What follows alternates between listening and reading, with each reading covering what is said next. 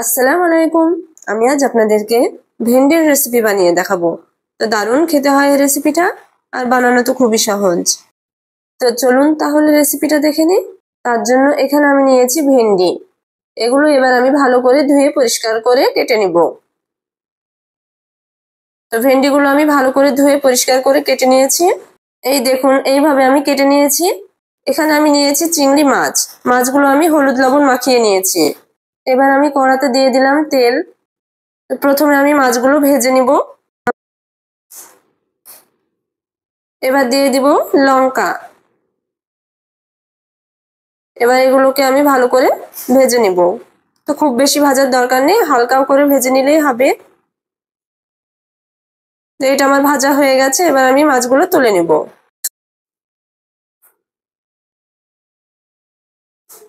মাছগুলো আমি ভেজে তুলে নিয়েছি। এবার আমি এই তেলে দিয়ে দিব পেঁয়াজ কুচি, দিয়ে দিব লঙ্কা। এখানে আমি ঝালটা কম দিয়েছি, আপনারা আপনাদের স্বাদ মতো দিয়ে দিবেন। পেঁয়াজটা হালকা ভাজা হয়ে আসলে এখানে কিছু মশলা অ্যাড করব। প্রথমে দিয়ে দিব রসুন বাটা, পেঁয়াজ বাটা, জিরে গুঁড়ো, হলুদ গুঁড়ো। এবার আমি মশলাটাকে একটু কষে নিব। তো মশলাটা আমি হালকা করে কষে নিব। এটা আমার কষানো হয়ে গেছে। এবার আমি এখানে দিয়ে দিব কেটে রাখা ভিন্ডিগুলো। মশলার সঙ্গে ভিন্ডিগুলো আরেকটু কষে নিব।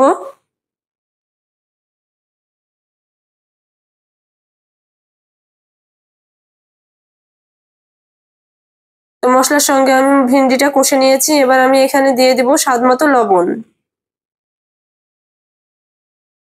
তো লবণটা দিয়ে আরেকটু নাড়াচাড়া করে নিব। তো এটা আমার হয়ে গেছে। এবার আমি এখানে দিয়ে দিব পানি। পানিটা দিয়ে একটু আমি ভালো করে মিশিয়ে নিব।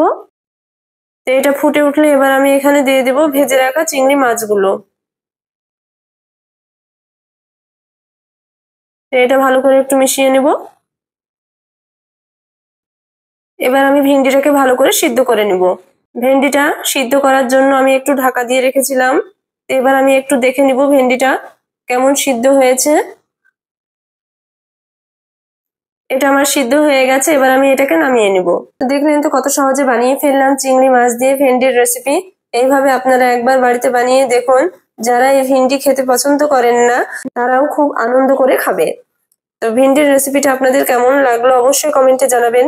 ভালো লেগে থাকলে একটা শেয়ার করে দিবেন। চ্যানেলটিকে সাবস্ক্রাইব করে পাশে থাকবেন।